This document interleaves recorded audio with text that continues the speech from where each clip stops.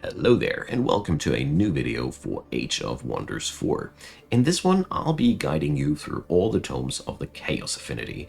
I'm going to go over the contents of these books, give you a few ideas about synergies, and what I personally felt like they are used best for strategy-wise. Since there's a lot of ground to cover, let's get right started, but one thing, if you're looking for a particular tome's analysis, there's timestamps down below. So let's get started with the Tome of the Horde. This is a really nifty book to buff up tier 1 units. It goes with Spawnkin, increasing the damage of all your units, if they belong to the proper race, that is. It gives you access to Battle Seeker training, a nice support skill giving the tier 1 units again 20% more damage. Fury of the Horde is a nice, sweet buffing spell for your tier 1 units. Blaze of the Horde is a damage spell utilizing tier 1 units again, and we gain access to the Houndmaster and the Irregular spell to fill up our ranks with cheap and powerful units. In a grand total, if you rely on early aggression, if you have a nice tier 1 roster, this is just way to go. I also want to give a special recommendation to the mob camp. For one, it is a unit deployment location, so you can deploy your units somewhere else than the city, but most importantly, it cheapens your tier 1 units even further. So this is just really massive because it makes it so much easier to churn out large armies, and yeah, I thought like it's really easy to overlook that. Let's get over to the Pyromancy tome, the spellcasting tome of the tier 1 chaos tomes. So it gives you access to fire magic. You have Ignite and Immolate as options to deal damage directly. You have the Lesser Magma Spirit and the Pyromancer as Battle Mage units. This is one of a few books that gives you access to 2 different Battle Mages, so it goes really well with the Mystic culture in general, which thrives on spellcasting and Battle Mages. But those unit enchantments are useful for everybody, in my humble opinion, because the Searing Blades are really cool for your melee units, and they deal more damage to burning targets, but the Fiery Arrows, well, they have a chance to inflict burning, which is amazing. I really like that. I also want to point on the Ritual Pyre here, because this is one hell of a way of gaining mana. It basically is one province improvement that gives you the ability to transform foresters and forests into mana. That is really, really cool, especially if you're looking for ways and means to increase your mana income. Really good stuff. So let's get into the tier 2 realm. The tier 2 Tome of Revelry is the first one that I want to talk about. This is I think the most synergistic tome for crit builds ever.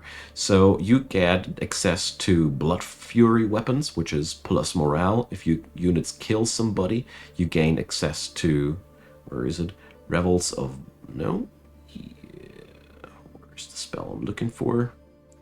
Yeah, here, the Reveler's Heart. You gain access to that race transformation, which is increasing the morale gains from all sources yet again. And you also gain access to something which makes your units gain experience faster. This is only interesting for situations where you have huge battles up ahead, because it adds up. Yeah, it has to be procced in 3 turns. It's an odd spell, but there are situations where you can get a lot of benefit out of it. Basically, this spell enables you to get strong reinforcements later down the road. But I personally felt like one of the most powerful things here was the Reveler's Triumph, which just gives your creatures a even harder crit. So this combination of giving you more morale, giving you a ability to just grind morale by killing stuff, and a strength and bonus, and a little bit of extra damage, and harder crits, is alone really, really synergistic with all morale builds. I played this very successfully on a feudal build already, but I can see this working on various different ends. You also gain access to the Scalds, which are really cool supporters. They can inflict insanity on the enemy, which makes them just uncontrollable, which is alone a really massive thing. Also 20 damage, that ain't that bad. But Song of Carnage, a hex-wide strength and fortune bonus, and Song of Revelry, a bonus for all manner of other things. I really think these guys are just something you want to have because they amplify your units that massively, and they add a really cool debuff there. The Carnival of Flesh is only good if you have a lot of farms around your city, but if so, it is a massive bonus to every expansionistic playstyle which wants to have a lot of units. So, the Tome of Mayhem. This one is really an odd one, but I really like it because it is the major source of misfortune, which adds in a fumble chance. A fumble is basically the opposite of a crit. Attack is reduced by 50% damage. So you have that ability to inflict misfortune by ranged attacks, by just a spell, by no, that's a siege project. Where is it? No, these are the two ones. But you also gain access to the Infectious Insanity, which is just making one enemy unit uncontrollable, which again is a insane tool of control. You also gain access to the Gremlins, a interesting skirmisher unit. I personally don't think the summoning of these is that much of a valuable thing, but what's interesting about them is that they can provoke the enemy to be flanked easier by just smacking them with a ranged attack. That's a really weird thing, but sure as hell an annoying thing, and they are quite cheap as a tier 2 unit. So altogether, this is one really, really annoying trait to deal with, and while it doesn't seem to be doing much on its own, it does decrease the enemy's damage massively by just having Mark of Misfortune and Curse of Misfortune to your disposal. If in doubt, just Mark of Misfortune alone is amazing, and Infectious Insanity is a really, really good control tool. But all in all, I felt like this was one of the more disappointing tomes with a little bit more of a situational use. I felt like the Revelry tome had more opportunities for a flat-out yes feeling. Now then, let's get on over to the tier 3 tomes, the Tome of Pandemonium. Well, this is also a really, really odd one, but I like it nevertheless. It is the tome for random status inflictions. Mass Hysteria is just one random status for everybody in a radius. Havoc Magic is for battle mages and supporters, a wonderful addition to just spread negative statuses on their ranged attacks. Vessels of Chaos is, yeah, well, more of a thing to utilize what you do in here even more, but, you know, 10% damage for each negative status effect. The more variety you can get in there, this can set up massive crits, massive bursts of damage. Don't underestimate this. This is really, really cool because Chaos excels at inflicting conditions in general. Burning, confusion, misfortune. We already saw a lot of these things in the previous tomes, so this one utilizes all these things. I also want to point on Insight Revolution, which is one hell of an annoying spell because it just turns one of the enemy's provinces into a brigand camp. I think this is more of a big thing in PvP sessions. The AI isn't that much bothered by things like that, but I think this is one really, really powerful thing to note as well. There's also Havoc Magic available for the hero, but I also want to point on the Chaos Eater here, which is, well, kind of a situational pick, but he's able to just transform negative status effects on an enemy into raw damage and healing. So the standard attacks of this thing are a little bit lackluster, but here again he has a chance of inflicting negative statuses. This is one creature to put into the enemy front line and then survive oddly, because, you know, 110 HP. That's quite a lot.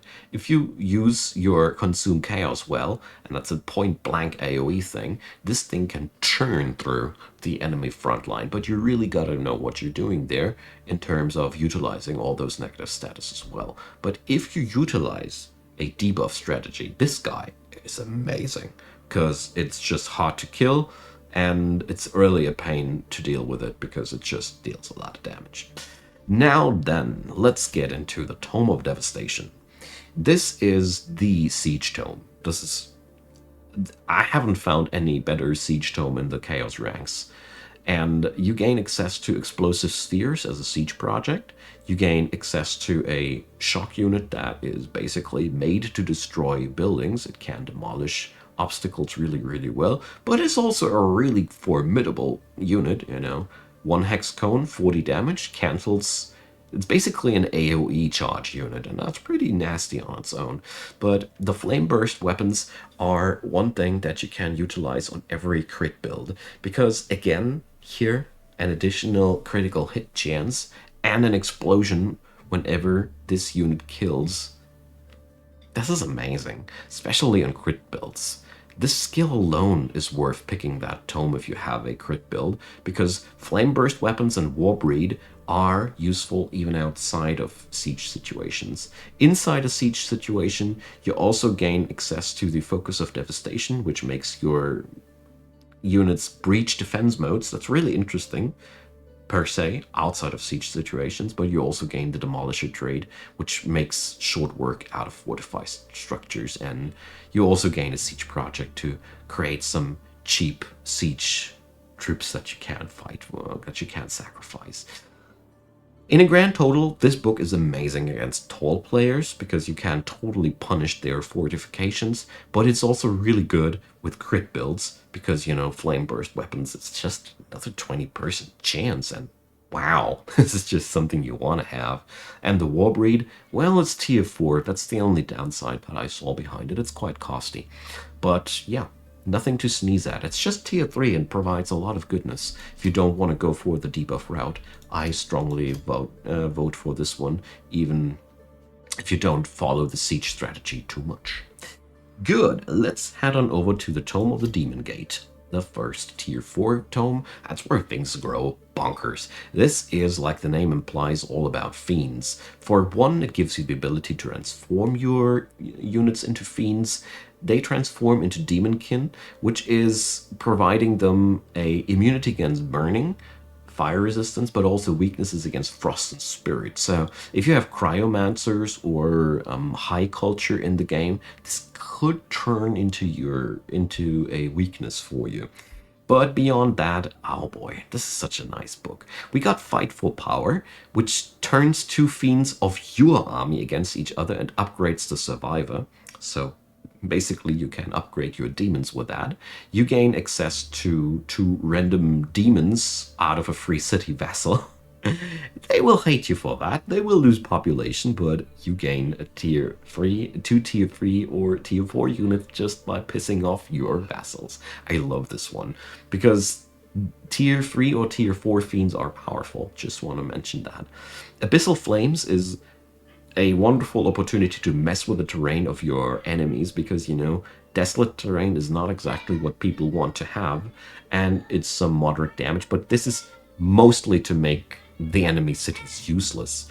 And then we got Sacrificial Slaughter. It kills a target-friendly unit, and then everybody around takes a lot of damage, and they also gain debuffs. This goes stronger the higher tier your hand grenade was, but, you know, here is no mention about the remaining HP. This is one hell of a spell to finish off a unit that's just already dying. I love this. This is so good. This book is through and through really good if you don't pay too much value to your single units. If you are one of those guys who has to work with losses anyways, like barbarians, it's amazing.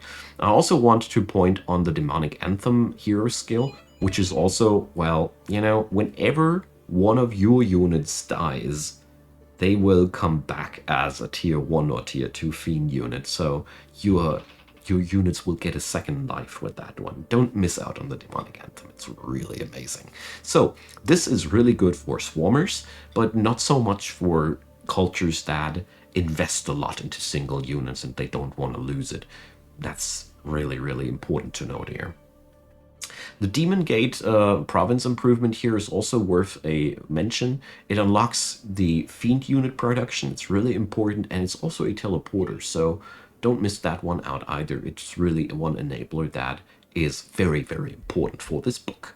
So, Chaos Channeling, the second tier 4 book here. So, this is a bit of a jack of all trades thing, but really important to mention here is it comes with the Scion of Flame racial transformation, which is really good. It comes with no downsides, at least I found none. It gives you immunity to burning, it gives you an innate fire resistance, it gives you a damage reflection, and it also gives your units the ability to just ignite stuff they are walking over. So this is really, really cool because, you know, you have already so much fire in your standard chaos build, and this makes your units basically immune against the fallout with the burning squares. And here things get even worse. We have a nice fire AoE. We have the ability to just summon an entire entire army of tier 1 units here, just like that. High synergy with all the swarming strategies. We gain the ability to hex a city, where we gain gremlins every turn fighting for us. This is also a really, really nasty thing that I highly recommend against tall players, highly fortified cities, because it gives you a really nasty advantage. You gain 5 gremlins, you know, use them. And last but not least, there's the demonic focus. Making your mages stupidly strong whenever something dies. They gain strengthening and hit points. So this one plays really well for the mystics as well. You could go, this book is a very nice fit not only for barbarians but also for mystics, for example. Good. Leaves only the tier 5 book. My goodness, this book is bonkers. So did I miss something here? Give me a second. Oh yeah, the Chaotic Rebuke is also pretty good, but nothing too important to mention. No, we can go over to this one. So we gain access to the Baylor. Well, tier 5 Fiend, my friends, comes with a big AoE, demolishing obstacles, fortifications, 4 hex line, 3 hexes wide. This is amazing. They can also turn a unit into a berserking fiend. Yeah. I don't think I need to explain much about these guys. They're just your typical tier 5 unit that just want to have because they're just that good. Demonic Onslaught is another insane buff spell. Your units will gain a new action point whenever they kill another unit, so only doable once per turn, but combined with fast movement, this is just one hell of an in-your-face spell. Inside Rebellion, yeah, it's one of those siege projects that really pay off. You get to control 2 units of the enemy side, and city stability is lower, but losing, you know, you're basically killing 2 enemy units just with that siege project alone. I think it is random who gets controlled, but at the end of the day, it's also a nice safe cracker for those people who like to bunker up. And the Avatar of Chaos spell, yeah, well, it gives you a duplicate of your hero. Of your main hero. So basically you have your main hero always available, or you can have 2 main heroes in the same fight. I haven't tried that out yet, what happens when you cast that next to your main hero, but you gain a copy of your ruler, and your fiends and demonkin gain morale. That's really, really nice. So every spell in this book is really cool. Add on top of this the demonic slaughter, where you gain now fiends whenever you kill units as well. So while this one only gave you fiends when your own units died, this one now gives fiends whenever something dies. So it's a fun thing to work around, and there is something in it for everybody, I think. Yeah, I hope that was helpful for you. It's the Chaos Tomes feature a lot of different approaches. They excel at debuffing a lot, direct damage, and I personally felt like the weakest outliers here were, for me, the Tome of Mayhem, but I haven't played out specifically how the misfortune really works. Maybe I'm underestimating it at this point. I would really like to have some second opinions about that. But beyond that, leave me your comments as well, because I'm pretty sure I haven't picked every single synergy here, or surely have overlooked something. I already know how these things work. And of course, consider a thumbs up, a subscription would be extremely appreciated as well. And if you want to see more Age of Wonders 4 videos from my side, there is a playlist link down there leading to all the info videos I did so far. A big thanks to the supporters of my channel. I really appreciate your help, my friends. And if you want to find out what I'm talking about, there's PayPal, Buy Me a Coffee, and Patreon as ways of and means to support this channel. So either if you look at them or not, I want to thank you for watching this video. I really enjoyed looking over these. I'm going to go over the remaining ones here as well, of course. And until then, I hope you're having a great day.